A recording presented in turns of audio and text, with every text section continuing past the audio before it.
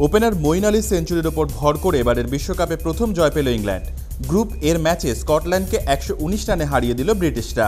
টসে হেরে ব্যাট করতে নেমে নির্ধারিত 50 ওভারে 8 উইকেটে 303 রান তোলে তারা। 107 বলে 127 রান করেন মঈন আলী। ইয়ান বেলের 54 রানের সঙ্গে মঈনের ওপেনিং জুটির 172 রান ইংরেজদের জয়ের ভিত গড়ে দেয়। এরপর জয়ের জন্য 304 রানের লক্ষ্যমাত্রা তাড়া করতে নেমে একের পর এক উইকেট পড়তে থাকে স্কটিশ শিবিরে। ওপেনার কাইল কিছুটা লড়াই চালালেও ব্যর্থ হন বাকিরা। 42.2 ওভারে 184 রানে অল আউট হয়ে যায় স্কটল্যান্ড। এদিন বল হাতেও নিজের দক্ষতা প্রমাণ করেছেন মঈন। 10 ওভারে 47 রান দিয়ে 2টি উইকেটও নেন তিনি। এলেন, দেখলেন আর জয় করলেন।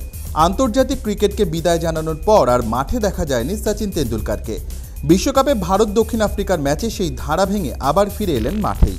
কমেন্ট্রি বক্সে অনেকটা সময় কাটানোর পাশাপাশি তুললেন সেলফিও। এবারের বিশ্বকাপের ব্র্যান্ড অ্যাম্বাসাডর হলেন সচিন। সেই কারণেই কড়া নিরাপত্তার মধ্যে মাঠে উপস্থিত হন তিনি। জায়ান্ট স্ক্রিনে সচিনের দেখা মিলতেই উল্লাসে ফেটে পড়ে গোটা মাঠ। ক্ষণিকের জন্য ধোনি কোহলিদের পিছনে ফেলে নিজের পুরনো ফর্মে দেখা গেল ক্রিকেটের এই ভগবানকে। দক্ষিণ আফ্রিকার বিরুদ্ধে ভারতের অনবদ্য জয় আর তার সঙ্গে সচিনের সাক্ষাৎ জোড়া উপহারের সাক্ষী হয়ে রইল এমসিজি।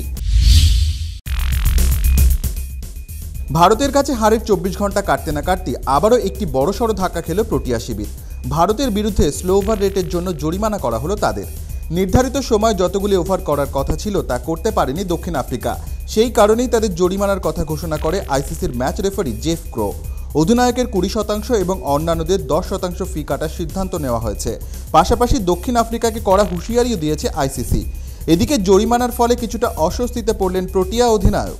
বিশ্বকাপ ফাইনালের আগে অন্য কোনো ম্যাচে যদি স্লো ওভার রেটের জন্য দোষী সাব্যস্ত হয় তাহলে শাস্তি হিসেবে 1 ম্যাচ সাসপেন্ড হতে পারেন তিনি।